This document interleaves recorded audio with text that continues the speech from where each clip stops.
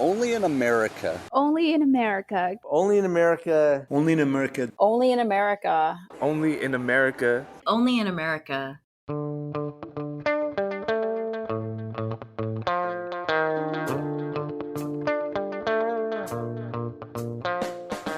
Welcome to Only in America. I'm Ali Nirani.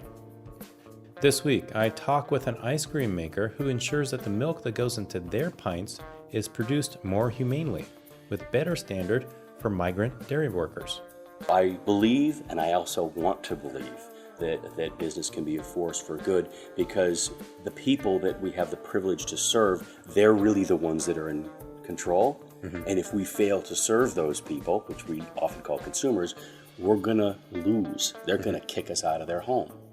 Plus, how businesses are using their influence to make the world a better place for immigrants and all Americans. The people who work on farms largely are migrant workers. They are immigrants. Some people have moved their family at great risk to go to where the work is, and doing the work on dairy farms is extremely hard work. From the National Immigration Forum, I'm Ali Nirani.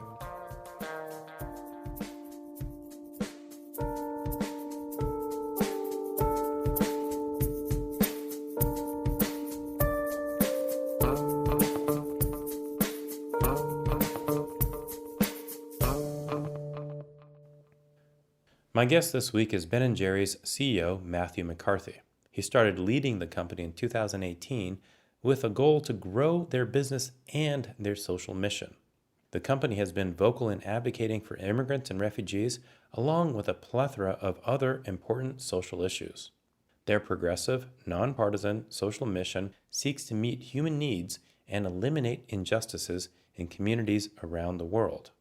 In addition to statements about the Muslim ban and the refugee crisis, Ben & Jerry's also takes part in a program with migrant justice, a program called Milk with Dignity, which protects the rights of workers on Vermont's dairy farms. When I was in Vermont earlier this year, Matthew and I talked about his role leading the incredibly popular Ben & Jerry's brand, and the role that social and political activism has played in the past, the present, and will continue to play in the future of the company. And yes, I ate some ice cream, but more on that later. I gotta be honest with you right from the get-go. When I told friends and staff that I was doing this, I have like this list of flavors of ice cream to bring back. So I get that too. I figured. So before we jump into the issue, tell me a little about yourself. How do you find yourself as the CEO of Ben & Jerry's? Well, thank you again for coming out to Burlington. I really appreciate it. I grew up in Western Massachusetts, and so interestingly, I've known the Ben & Jerry's brand, ice cream business since I was a kid. And to be honest with you, up until probably just a few years ago, I really never thought I'd be here on the way forward. I actually started my career working with my dad in a family business, and I think... What was the business? It was in printing. So my dad had worked for large companies for a lot of his life in business management and marketing, and then decided he'd had enough and bought a small printing company in Massachusetts. And so when I was in high school and then into college, I spent pretty much all my breaks and summers and stuff like that working with my dad. And I loved that because I got to see a little bit of his entrepreneurial spirit. It seemed to fit with kind of maybe how I was wired, and the idea of working in a small business where if you don't do it, it's probably not going to get done. Mm-hmm. And I love that. And I really went from there to larger companies and at business school, and eventually found myself at Unilever, the parent company of Ben & Jerry's. And I'll be honest with you, as it relates to, say, social equity, environmental justice, or purpose altogether, most of my career I wasn't thinking about that stuff. I came from a middle-class background, largely white community, and it wasn't really till later in life that I had any clue about what white privilege was. Mm-hmm. But I was benefiting from it most of my life, and I don't say that with any shame or guilt, but just the fact that's real. But in hindsight, it all kind of makes sense now. So if I think about particularly the past, say, 10 years of my career, I started working with my dad about 30 years ago, but if I think about the past maybe 8 or 10 years, just doing business alone, although I get a supercharge out of it. I love business, I love consumers, I love people, I love the products that I have the opportunity to work with. That just wasn't enough, to be honest with you. This idea that I'm a big fan of business, And I'm not ashamed to say that. I'm a big fan of the power that business can have in doing good stuff in communities and doing good stuff for people. And I've actually had the huge opportunity and privilege to work on very large businesses. And it occurred to me, again, several years ago, that sometimes small changes on big businesses. So, for example, I worked on the Hellmann's brand of mayonnaise, and then we really led on cage-free eggs. And a small change can sometimes lead to huge impact. And you have to get yourself over some of the traditional business hurdles like, well, do consumers really want it? Or how much is this going to cost? And step away from that and say, hold on, what's the right thing to do here? And do you really care about animal welfare? Yes or no? Do you really care about soil health and regenerative agriculture? Yes or no? And if the answer is yes, then you just get after doing something rather than debate the traditional stuff. And so when I think about my past few roles before coming to Ben & Jerry's just a year ago, it was actually a year ago, beginning of July. Really? So this is, I just had my first anniversary with the business. Awesome. It all makes sense to me because Ben & Jerry's is a business not only that I've respected for many, many years, but it's been a business that has pioneered in social justice and climate justice. And so now that I'm here, it makes a hell of a lot of sense to me. What we're seeing for the past several years is a real crisis of trust here in the U.S., but around the world. This is certainly well documented in many studies, where we, not consumers, but people, humans, are really lacking trust in institutions that we used to perhaps, or our parents used to have, Totally agree. perhaps trust, whether it's government or banks, and now social media or media more generally. The interesting thing that stood out to me the more I looked into the pieces of research that have emerged over the past few years was that people actually trust business as much as they trust NGOs. People actually trust business more than they trust government, more than they trust the media. And at first, when I remember seeing those kind of chunks of data a few years ago, and I expected, when someone's giving you a presentation and you kind of think you know what the next slide's going to say, and I was really surprised that business came up as high as it does. It's not great. It needs to be better, so I'm not certainly glorifying business, but certainly being better than some other institutions. It then really dawned on me the reason why is that is a hypothesis of mine, so that people don't feel that they have control over what they get from their government. They really don't. They don't feel that they have control over what they get from the media. They can turn the channel, they can go to a different website, but they don't necessarily control what's coming at them. When it comes to business, people have lots of choice. Right. Here and in a lot of countries around the world, where we're lucky to benefit from a pretty affluent way of living, we have choice. And that sense of choice, I think, gives people some amount of control. And now more recently, as we all, I think when people realize that the answer to some of the challenges that we have in the world, whether they're social injustices, climate issues, or more recently specific things around global warming or plastics, I think we all, and I'm not even going to talk about us as consumers, but we all realize if we wait around for government or other institutions to do this stuff for us, it probably is not going to get done. And so I believe, and I also want to believe, that business can be a force for good because the people that we have the privilege to serve, they're really the ones that are in control. And if we fail to serve those people, which we often call consumers, we're going to lose. They're going to kick us out of their home. So then to kind of bring that thinking to the issue of immigration, Ben & Jerry's has taken, I think, really not just important but critical positions on the Muslim ban and refugee resettlement. But in that spirit of kind of what seems like a really small thing but could have a really big impact, the Milk with Dignity program. So describe that for me if you don't mind. Sure. It probably is helpful to frame it within Ben & Jerry's, our approach, hopefully not digressing too much, but this idea that Jerry and Ben and Jerry, our co-founders, absolutely wanted to do business different. They started this business in one of the coldest towns in the United States, and in a lot of ways it, on paper, probably shouldn't have worked, but through the force of their leadership, their vision, and all the people they brought around to create Ben & Jerry's, doing things that made the world better, doing things that took action against social injustice, marginalized populations, and even climate justice, which of course affects marginalized people a hell of a lot more than it does to people of privilege. This idea of doing business a bit differently is in the DNA of this business. Ben and Jerry are descended from immigrants. as are pretty much everybody at our company. And one of the things that's really important to Ben and Jerry's, always has been, is how we get the ingredients that make our ice cream. So the recipes and the care we put into making our ice cream, I think, is something that our fans really like. Acknowledging the complete end on how we make ice cream matters to us. Where do our ingredients come from? Our number one ingredient is milk and cream. And so our connection to Vermont farmers has been there for forever, since the beginning of the company. And I think more recently, in the past few years, we've learned more about all aspects. So whether that's the practices on farms, the struggles that many farmers have with a global milk market, and some of the benefits and the perils that come with that, and including the people who work on farms, which largely are migrant workers. They are immigrants. Some people have moved their family at great risk to go to where the work is, and doing the work on dairy farms is extremely hard work.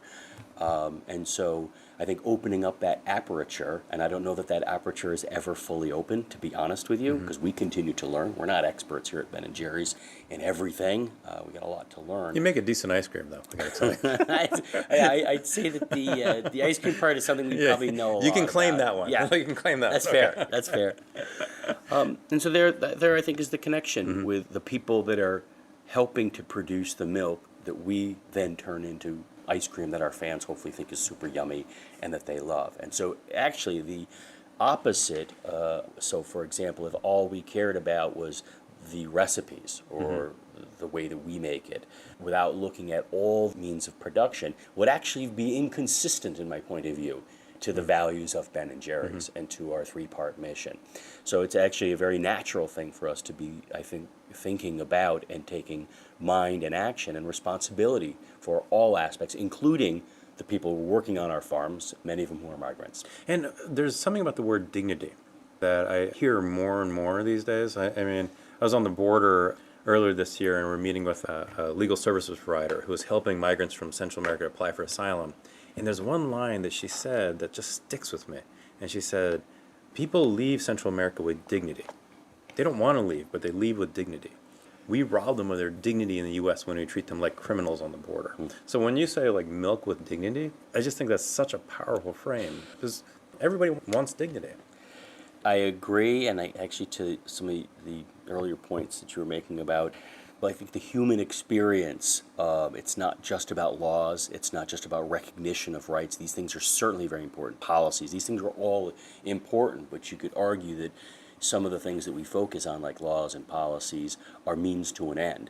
And certainly ensuring that we, and when I say we, I mean the entire we, are treating each other with dignity and creating circumstances that foster more dignity moving forward, knowing that so many people who are marginalized particularly are suffering indignant situations, some mindfully because of systems and or other people, some actually not necessarily directly. So if you think about some of the structural racism issues that we have in this country and in other countries, what are we doing to get after those things? Those things do many easily quantifiable detriments to communities, to people, but dignity is a little bit less easy to quantify. Right. And just because you can't measure it the way we would measure access to financial wealth, access to education, access to health care, when you put those things together, I really am inspired by the idea, I'm glad you brought it up, this idea that it's not just about numbers, it's about humans and humanity,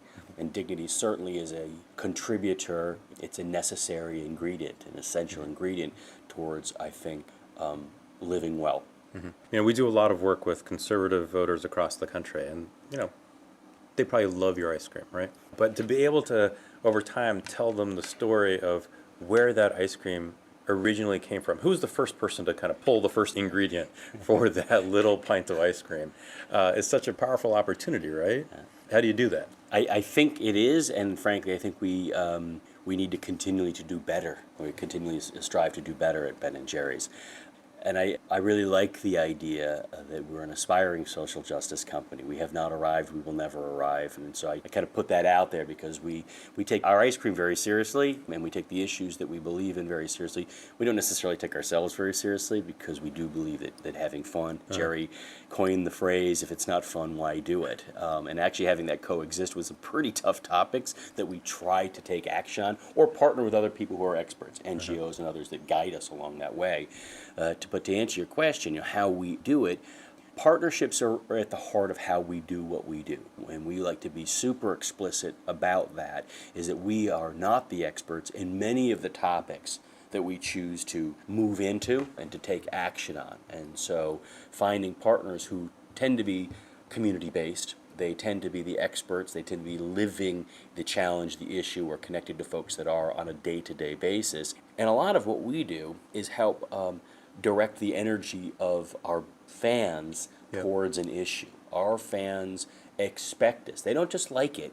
They don't just encourage it. They just don't kind of give us a thumbs up. They expect us to take action. Yep. And so when we do flash the light on something that's an issue and raise it, our fans respond. And so it's a little bit different than a lot of the I'd say brand or marketing consumer relationships that we typically think of in business. It's more of a partnership, because we're not just, like, for example, we really don't do a lot of TV ads.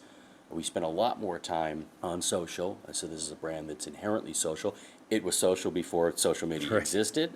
And I think that how we do it is by galvanizing the energy of our fans, listening to our fans in a dialogue. Ben & Jerry's is very much, and the way that my team operates is very much about creating dialogue with experts, with people who have been marginalized, and with our fans who actually want to do something about it. And so those are the kind of ingredients of how we go at shining a light on and mobilizing people to get involved, to take action, to share, and to help us generate more awareness and action against a topic. So in something like immigration, which, I think oftentimes, whether it's an organization like the Forum or a community-based organization or a big corporation, when we take a position on immigration, it feels like it should be antagonistic. So people are engaging because they're angry about something, right? Mm-hmm. How do you take that energy and actually make it positive? It feels like immigration and refugee resettlement is that opportunity to say, is not just to be antagonistic to whoever's making a policy decision, but to actually be constructive and say, this is who we are. How does that kind of a conversation play out at your scale? Man, right? that is a great question. And this is a daily topic for the team and I. It's like, well, great. What are you fighting for? What are you fighting against? Exactly. As you're asking the question, those are the gears that are clicking in my head. I think some of the common threads between all the efforts that we've done, including what we're doing this year, which is very much centered on immigration and immigrants' rights in lots of parts of the world, relate to education and awareness. And so what we want to do is to actually help to give our fans an on-ramp and an entry point through usually education. Sometimes those chunks of information are shocking and dismaying. And so, for example, if you take the campaign that we put out or the content that we put out around 420, I think Ben & Jerry's is a business that has been known to make tongue-in-cheek jokes about cannabis culture, and to use that energy of folks being focused on 420 on April 20th, but to provide then a twist, to use that day and that moment and that energy that lots of our fans have focused on the topic of cannabis, to then provide messaging that says, well, I'll tell you what isn't cool is the rate at which black people are prosecuted and jailed for marijuana possession versus white people, given the fact that white people and black people consume cannabis at the same rates. And so if you provide that in a way that is really honest and direct, what we find is that people go, well, wait a minute, that is BS. And then if you want to learn more, we'll provide that. And where our expertise ends, that's not where the conversation ends. That's often where the conversation begins, because then we're connecting with communities, often grassroots groups or organizations that can then carry on that conversation and to help people get engaged. So I'd say that education, maybe a little bit of shocking facts, and then a dialogue and giving people the opportunity. And not all of that points back to ice cream. A lot of it never points back to ice cream. If you only do things as a business that result in you selling more stuff, then the opposite is also true. If it doesn't sell more stuff, you won't do it. And so if we applied that model to Ben and Jerry's, and if I used a lens with my team that, well, does this help us sell more ice cream? There'd be tons of stuff over 41 years of history that would have never been done in Ben and Jerry's. We do these things because we believe in them. They're the values that our founders instilled in the business, and we keep those going. Do we want to grow the business? Of course. Businesses, if they're not growing, they're losing their ability to have an impact. So growth certainly matters to us. Creating great ice cream that wows our fans, that's how we do that. But I think it's important, and this is something I really didn't understand for most of my career, but I've come to this idea around you don't do it just to sell stuff, because the opposite is also true. That's absolutely true, like especially on immigration. I think that a lot of corporations are really hesitant to make a case around immigration. They believe in it from a workforce perspective. They look down the path, whether it's consumer-based or future workforce, but they're worried they won't sell more stuff. Or worse, people are afraid they're going to sell less stuff. Right. Which, who am I to judge that, right? But it is part of that calculation. So it's nice to hear you say that. Yeah, and I'll just say it maybe a second or a third time. I will be the last person to say that I'm an expert in a lot of this stuff. I'm learning every day. I like to think I've got 30 years of business experience, but I'm kind of at the small kid's desk in school on a lot of these topics, and my staff, my team certainly helps me through that. But I think this point's an important one, because as a white guy of pretty good privilege, relatively speaking, and now I've got the opportunity to be the CEO of Ben & Jerry's, I may not know everything about a lot of the topics that we're doing, but I'm learning tons every day. I do know a lot about business. I do know a lot about what it is to be a senior executive in a business, and I certainly want to encourage, if not directly collaborate with and influence other leaders of business, including those folks that are soon to be leaders of business. We've never seen a time where there's this much churn in the marketplace, particularly the turnover of leadership. That's not necessarily a bad thing. Right? The world's moving very fast, and I think businesses need to be increasingly agile. That doesn't mean increasingly frantic or freaked out, but increasingly agile in how they bring the right leadership forward, the right meaning for their business and their purpose, and for people to have the courage to step forward and commit their business to doing something that is more than just selling the stuff that they're making every day. Yeah. Last question for you. The name of the podcast is Only in America, and the question that I ask everybody is just to finish the sentence. Only in America, ... Could two guys who really didn't have a whole lot of experience in business, period, come to a place like Burlington, Vermont, start an ice cream business, barely make it through their first year to keep the door open of their shop, to now be a business that's in 38 countries and being enjoyed by millions of people, hoping to do better every day? Thank you very, very much. Thank you very much. Really appreciate it.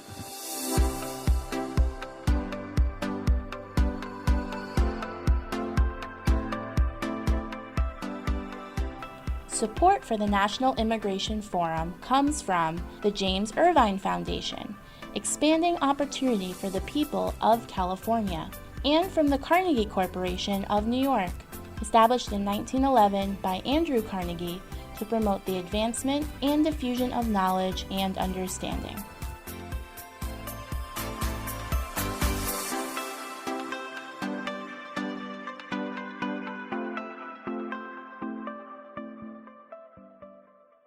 Ben & Jerry's has been leading the charge in creating positive social change for years, and now other businesses have an opportunity to follow their lead and help make the world a better place.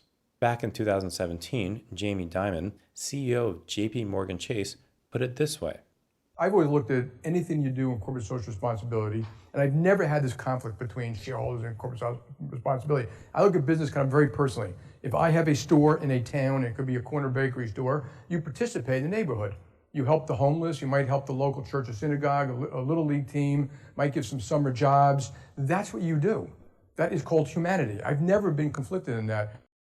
So over this past summer, the Business Roundtable, which is a coalition of the nation's leading businesses, which is now chaired by this very same Jamie Dimon, argued that the success of corporations and our overall economy depends on more than just the bottom line.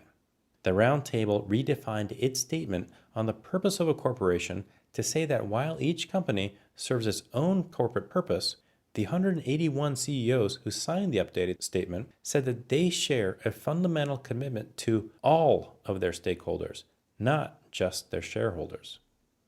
Corporate social responsibility overall is on the rise. Among the 250 largest companies in the world, 92% reported on their corporate social responsibility programs in 2015. Fortune Global 500 firms spend about $20 billion each year on corporate social responsibility. This, in the end, is good business. 55% of consumers said that they are willing to pay more for products from socially responsible companies. So there's a lot of good to be done, and businesses are chomping at the bit. Alan Murray, president and CEO of Fortune, explained. I think the new statement of corporate purpose is important. It reflects, to some degree, reflects a change that's already happened in the business community. People are thinking differently about their role in society. But I have to tell you, I talk to a lot of CEOs who feel the change is not happening fast enough, that there's a real trust gap that's developed in society.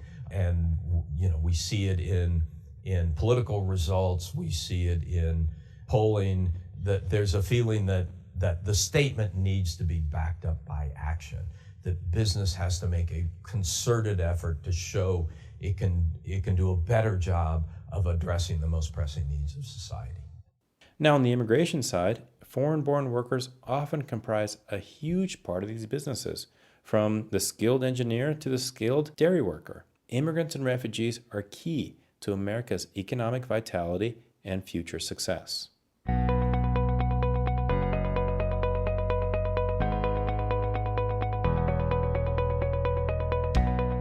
Matthew McCarthy is the CEO of Ben & Jerry's. His favorite flavor is fish food. My favorite flavor is peanut butter cup. And while I'm here, I would recommend to the Ben & Jerry's flavor development team, as I'm sure there is one, that they look into a sweet corn flavor. I'm willing to taste test and help work them through the process. All to say, you can find out more information about Matthew on our website, immigrationforum.org. And if you like what you hear, subscribe to Only in America on Apple Podcasts, and do me a favor, leave a review. Only in America is produced and edited by Emily Chow, Joanna Taylor, and Megan Wetmore. Kathleen Farrell is the executive producer. And I'm Ali Nirani. Thank you for listening to Only in America. I will talk to you next week.